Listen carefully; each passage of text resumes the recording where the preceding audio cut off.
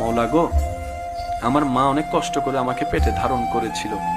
আমি যখন পেটে ছিলাম আমার মা ঘুমাতে পারেনি, বমির জ্বালায় খেতে পারেনি, গন্ধ খাবারের, ভালো খাবারের গন্ধ পর্যন্ত সইতে পারেনি আমার মা। আমাকে দুনিয়াতে আলো দেখাতে গিয়ে ভালো করে হাঁটতে বসতে আমার মা পারেনি। রাতের ঘুমকে আমি নষ্ট করে দিয়েছি।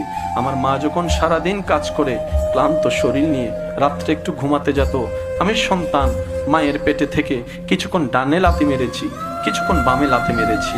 আমার সে লাথির যন্ত্রণায় আমার মা ব্যথা পেলেও কখনো উ শব্দ করেনি। আমার বাবার ঘুমটা ভেঙে যাবে বলে, আমার দাদির ঘুম ভেঙে যাবে বলে, আমার নানির ঘুম ভেঙে যাবে বলে বুঝতে দেয়নি।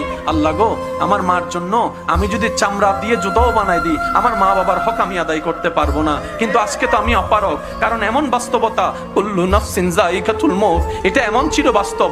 চোখের সামনে থেকে সন্তানকে আজরাইল যখন নিয়ে যায়, মালাকুল মউত যখন নিয়ে যায়, কারো ধরে রাখার ক্ষমতা থাকে না। আল্লাহ গো, আমার মা এতদিন আমার কাছে ছিল, দূরে থাকলো মাটা বাবাটা আমার কাছে ছিল, সন্তানটা আমার কাছে ছিল। আজকে তো ইন্না লিল্লাহি ওয়া ইন্না ইলাইহি রাজিউন। মওলা তোমার দিকে চলে গিয়েছে, তোমার দিকে চলে গেল। আল্লাহ, আমার মার জন্য আমি কিচ্ছু করতে পারি নাই, বাবার জন্য কোনো অবদান রাখতে পারি নাই, সন্তানের কোনো সেবা করতে পারি নাই। আল্লাহ, আমি দোয়া করছি সন্তান হয়ে, আল্লাহ আমার মা আমার বাবাকে তুমি ভালো রাখিও, শান্তিতে রাখিও, দয়া করিও সেরকম যে